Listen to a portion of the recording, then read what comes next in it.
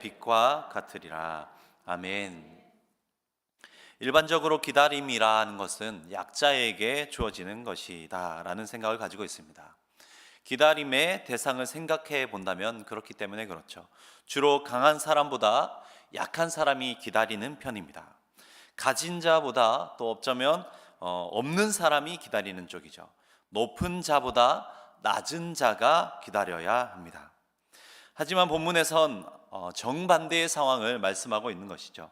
18절 상반절에 보니까 이렇게 말씀합니다. 그러나 여호와께서 기다리시나니. 본문은 이사야 선지자가 장차 있을 이스라엘의 앞날을 예언하면서 그들에게 주어질 화에 대한 선포에 이어서 그들에게 주어질 회복에 대해서 선포하는 부분입니다. 그러면서 이렇게 말씀을 시작하고 있는 것이죠. 그러나 여호와께서 기다리시나니. 흔히들 생각하는 그런 기다림의 차원을 뛰어넘어 온 땅의 주인 되시고 만왕의 왕 되신 하나님께서 친히 자기 백성을 향해 기다리신다, 이렇게 말씀하고 있는 것입니다. 사실 하나님은 이 표현이 미약하지만 기다림의 대가라 할 수 있죠. 베드로후서 3장 8절에서 9절까지 말씀을 보면 사랑하는 자들아, 주께는 하루가 천년 같고 천년이 하루 같다는 이 한 가지를 잊지 말라. 주의 약속은 어떤 이들이 더디다고 생각하는 것 같이 더딘 것이 아니라 오직 주께서는 너희를 대하여 오래 참으사 아무도 멸망하지 아니하고 다 회개하기에 이르기를 원하시느니라. 이렇게 말씀하시면서 크고 높고 위대하신 그 하나님의 기다림이란 바로 이런 것이다.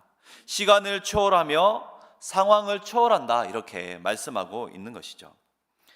크고 높고 위대하신 여호와의 기다리심을 오늘 함께 살펴볼 때에 그 기다리시는 하나님을 우리 모두가 깊이 만나길 소망합니다. 첫째로 여호와께서 기다리시는 이유를 18절에 말씀하고 있습니다. 다시 18절 말씀 한번 읽어보겠습니다. 그러나 여호와께서 기다리시나니 이는 너희에게 은혜를 베풀려 하시며 일어나시리니 이는 너희를 긍휼히 여기려 하심이라. 은혜를 베풀기 위해서 기다리신다, 이렇게 말씀합니다. 이 은혜라는 말은 시편에서 가장 많이 사용되었습니다. 몇 가지 구절들을 살펴보면 다음과 같습니다. 시편 25편 16절에서는 주여 나는 외롭고 괴로우니 내게 돌이키사 나에게 은혜를 베풀어 주십시오. 그리고 시편 30편에서는 여호와여 들으시고 내게 은혜를 베푸소서. 여호와여 나를 돕는 자가 되소서. 그리고 시편 31편에서는 여호와여 내가 고통 중에 있습니다. 내게 은혜를 베풀어 주십시오. 내가 근심 때문에 눈과 영혼과 몸이 쇠하였나이다. 또 한 군데만 더 살펴본다면 시편 56편에서 하나님이여 내게 은혜를 베풀어 주십시오. 사람이 나를 삼키려고 종일 치며 압제하나이다. 곧 삶 속에 환난이 있고 고난이 있고 위기가 있고 고통 또 외로움과 죄의 괴로움 등이 있을 때 이와 같이 여호와여 은혜를 베풀어 주소서, 도와주소서, 건져 주소서 간구하였던 것입니다. 본문에서도 이와 같은 은혜라는 단어를 사용하였습니다. 그래서 너희에게 은혜를 베풀려 하심이라 하신 것은 그들이 장차 처하게 될 그 상황과 관련이 있다라는 것이죠. 장차 있을 환난, 고난, 위기, 고통, 외로움, 죄에 대한 모든 괴로움들이 있을 때에 그러한 것이 그들에게 찾아올 때에 여호와께서 은혜를 베풀려고 기다리신다. 도우시려고 건지시려고 기다리고 계시겠다, 이렇게 말씀하고 계신 것입니다. 미리 알려주고 계신 것이죠. 또 그리고 이어서 일어나시리니 이는 긍휼히 여기려 하심이라, 이렇게 말씀합니다. 자기 백성을 긍휼히 여기시기 위하여 긍휼히 여기시는 그 하나님께서 지금 친히 일어나시리니, 그렇게 말씀하고 계신 것입니다. 이는 이런 긍휼히 여기시는 하나님의 마음, 이 마음이 가장 잘 나타나 있는 곳이 있습니다. 바로 누가복음 15장 탕자의 비유에 등장하는 아버지의 모습이 그렇습니다. 재산의 상속은 임종 전에 이루어지는 것이 아주 상식적인 일이지만 아직 멀쩡히 살아계시는 아버지의 재산을 요구한 이 탕자는 며칠이 안 되어서 서둘러서 자기의 몫을 챙겨서 가게 됩니다.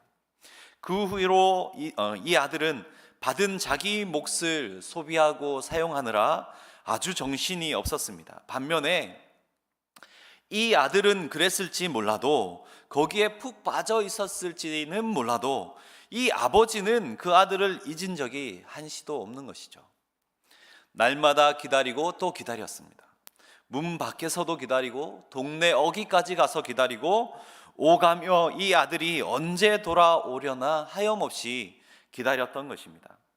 그러던 어느 날 재산을 모두 탕비하고 다 없앤 후에 궁핍함도 찾아오고 오갈 데가 없어지자 그때에서야 비로소 철저히 잘못을 깨닫고 아버지를 생각하게 되었습니다. 그리고 돌이켜 아버지께로 돌아올 그때의 그 아버지의 모습, 그것을 누가복음 15장 20절에서 이렇게 말씀하고 있습니다. 아직도 거리가 먼데 아버지가 그를 보고 측은히 여겨 달려가 목을 안고 입을 맞추니 자기 아들을 긍휼히 여기시는 이 마음이, 하나님의 이 마음이 이 구절과 같이 여기에 나타나 있는 것이죠. 탕자를 향한 이 아버지의 마음처럼 긍휼히 여기시는 여호와의 하나님의 마음이 이렇다라는 것입니다. 그리고 이 긍휼히 여김을 위해서 하나님께서 지금 친히 일어나신다 이렇게 말씀하고 계신 것이죠. 이 장면 또한 성경에 아주 잘 나타난 부분이 또 있습니다. 바로 스데반의 순교의 현장인데요. 사도행전 7장 56절입니다. 말하되 보라, 하늘이 열리고 인자가 하나님 우편에 서신 것을 보노라. 지금 어떤 상황이 벌어졌냐면 순교의 현장을 예수님께서 친히 서서 지켜보고 계신 상황인 것이죠. 일어나 계셨던 것입니다. 그리고 천국문을 들어설 이 스데반을 친히 서서 반겨 맞이할 준비를 하고 계셨던 것이죠. 자기 백성을 긍휼히 여기시기 위해 친히 일어나시는 이 하나님의 모습이 마치 이와 같다라는 것입니다. 이스라엘 백성들은 오늘 본문 앞까지 그들의 죄악으로 하나님께 징계를 받아서 대적들에게 도피하는 신세요, 그럼에도 불구하고 하나님을 찾는 것이 아니라 이방의 힘을 의지하고 있는 그런 상황이었습니다. 이 모습을 하나님이 미리 내다보고 계신 상황인 것이죠. 그러한 이스라엘에게 외치고 계신 것입니다. 여호와께서 기다리시나니, 그러나 여호와께서 기다리시나니 이는 너희에게 은혜를 베풀려 하시며 일어나시리니 이는 너희를 긍휼히 여기려 하심이라. 탕자가 아버지에게 그리한 것처럼 이스라엘이 하나님을 그렇게 멀리한 상황이지만 하나님 되시는 이 아버지가 여전히 기다리고 계신다 말씀하고 있는 것입니다. 탕자의 아버지가 여전히 그를 기다린 것과 같이 여호와 하나님께서도 기다리시리라 말씀하시면서 그들의 살 길을 열어두고 계신 것이죠. 여전히 날마다 그분을 멀리하기에 바쁜 오늘 우리들이지만 여호와 하나님의 자녀된 백성된 그런 우리에게도 탕자를 기다리시는 아버지처럼 여호와 하나님께서는 이렇듯 오늘 우리를 기다리시는 줄 믿습니다. 우리 죄가 이스라엘의 죄악과 같이 종 같을지라도 나의 모습이 비록 탕자의 모습과 같이 하나님 보시기에 어쩌면 어리석고 또 부족해 보이는 행동 가운데 있을지라도, 삶의 모습으로 있을지라도 여호와 하나님은 우리에게, 나에게 은혜를 주시려고 긍휼히 여기시기 위해서 친히 기다리시며 친히 일어서서 우리를 찾아오시는 분이심을 믿으시기 바랍니다. 둘째로, 그런 여호와 하나님 앞에 성도가 가져야 할 자세를 분명하게 말씀합니다. 성도도 여호와 하나님을 기다리는 자여야 한다 말씀하고 있습니다. 18절 하반절 말씀에 보니까 그를 기다리는 자마다 복이 있도다. 성도는 자기의 생각을 의지하지 않습니다. 성도는 하나님의 뜻과 하나님의 시간을 기다리는 사람이며, 하나님을 기다리지 못하여 조급한 나머지 하나님보다 앞서가는 사람이 아니다라는 것입니다. 성경에 하나님의 뜻과 시간을 기다리지 못한 사람이 있었습니다. 믿음의 조상이라 불리우는 아브라함이었습니다. 그에게 아들을 주시겠다고 하나님이 친히 약속하셨지만 끝내 기다리지 못하고 사라의 여종 하갈을 통해서 이스마엘을 얻게 되었습니다. 그 결과 하나님의 이 가정, 특별히 아브라함의 이 가정에는 복이 아니라 많은 문제와 아픔들이 닥쳐오게 되었습니다.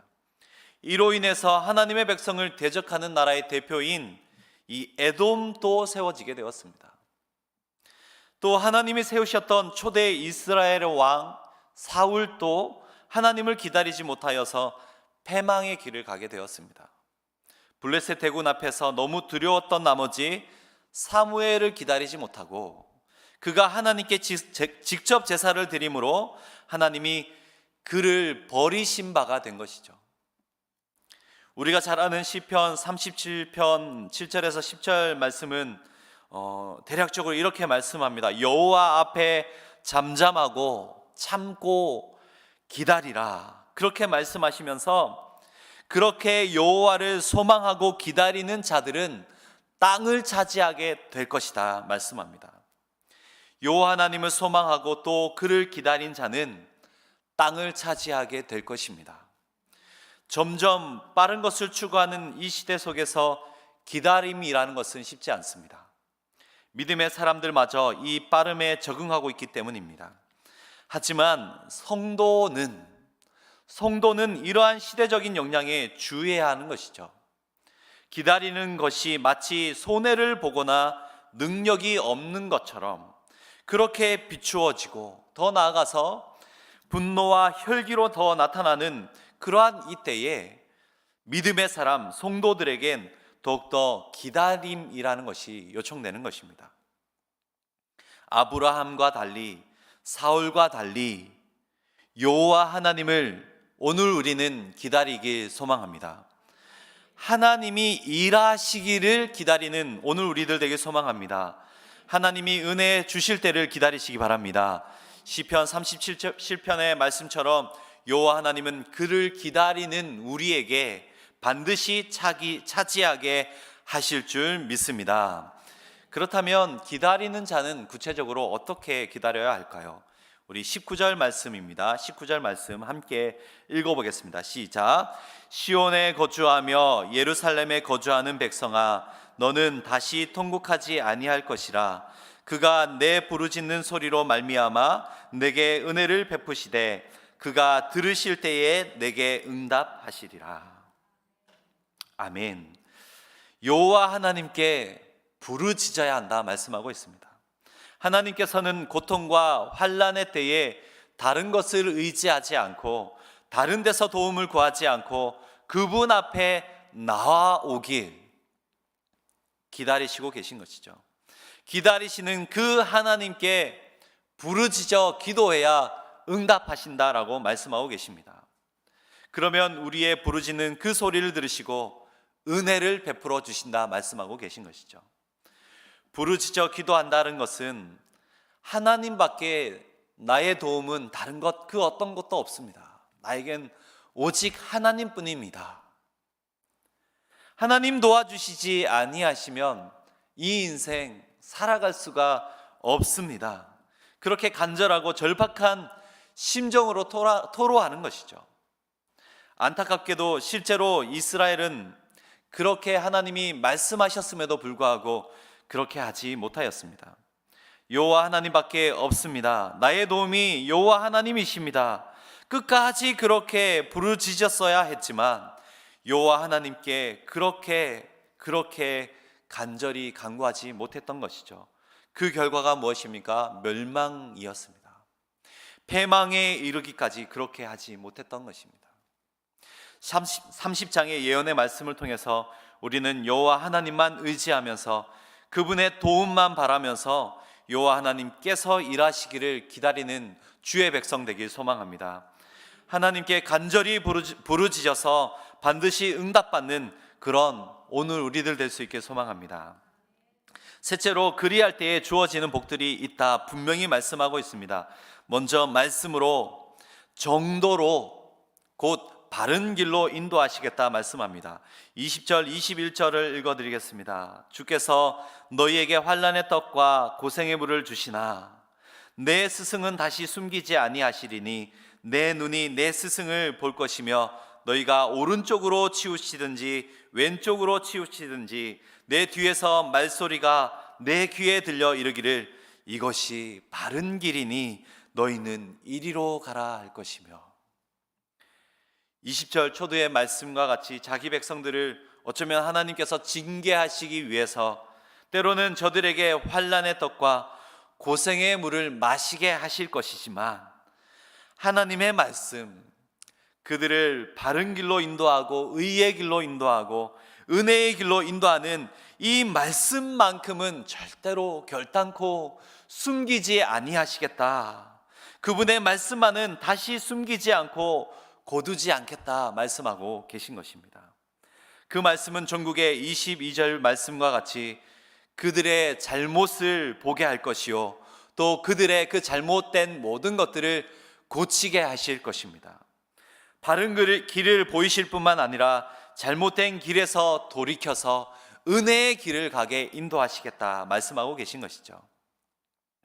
우리의 유일한 도움이신 우리 그분께, 우리 하나님께 부르짖을 때에 오늘 우리를 기다리시는 여호와 하나님께서 우리 삶에 이렇게 역사하실 줄 믿습니다. 말씀의 정도로 바른 길로 의의 길로 인도하시면서 잘못된 길에서 돌이켜서 은혜의 길로 반드시 서게 하실 줄 믿습니다. 또 23절 25절을 통해서 때마다 입히시고 지키시는 그런 풍성하고 기름진 삶도 우리에게 약속해 주시고 계시고 또 26절과 같이 환난과 고생으로 인해서 깊이 베였던 너무나도 깊었던 그 상처마저도 맞았던 자리마저도 싸매 주시며 친히 고쳐 주신다 말씀하고 계십니다. 이처럼 우리가 여호와 하나님을 기다리면 크고 놀라운 은혜들이 우리를 기다릴 것입니다. 죄악의 삶에서 집 나간 탕자와 같은 삶에서 하나님 외에 다른 것을 더 의지하던 그 삶에서 돌이켜서 다시 여호와를 기다리는 신앙으로 우리를 기다리시는 여호와께로 돌아가기만 하면 달의 빛이 해처럼 밝게 빛남과 같이 그 햇빛이 더 이상 더 밝아질 수 없을 정도의 온전한 밝음으로 비침과 같이 우리의 모든 것이 그 정도로 다 회복되어지게 됨을 하나님은 이사야를 통해서 예언하시고 선포하고 계신 것입니다. 하나님은 그를 떠난 자기 백성을 공의로 정의로 엄히 징계하시는 분이십니다. 하지만 날마다 그들이 회개하고 돌아오길 기다리시는 그러한 여호와 하나님이신 것이죠. 이스라엘 백성들은 이사야를 통해서 예언의 말씀을 미리 기다렸습니다. 들었습니다. 여호와께서 기다리시니 라는 이 말씀을 들었지만 결국 하나님을 저버리고 패망에 이르게 되었습니다. 여기에 있는 우리는 끝내 하나님을 저버리고 패망에 이르게 되었던 이 이스라엘 백성들과 같지 않길 소망합니다. 세일의 기간 동안 우리를 기다리시는 그 하나님께 더욱더 부르짖는 시간 되길 소망합니다. 우리의 부르짖는 그 소리로 인하여 우리에게 은혜를 베푸시고 긍휼히 여기시는 그 하나님을 깊이 만나면서 달의 빛이 해처럼 밝게 또 그 햇빛이 더 이상 밝아질 수 없을 정도의 온전한 밝음으로 비침같이 우리의 삶에 역사하여 주셔서 반드시 우리의 모든 것을 회복시키시는 그 하나님을 우리 모두가 함께 만나길 소망합니다. 우리 들으신 말씀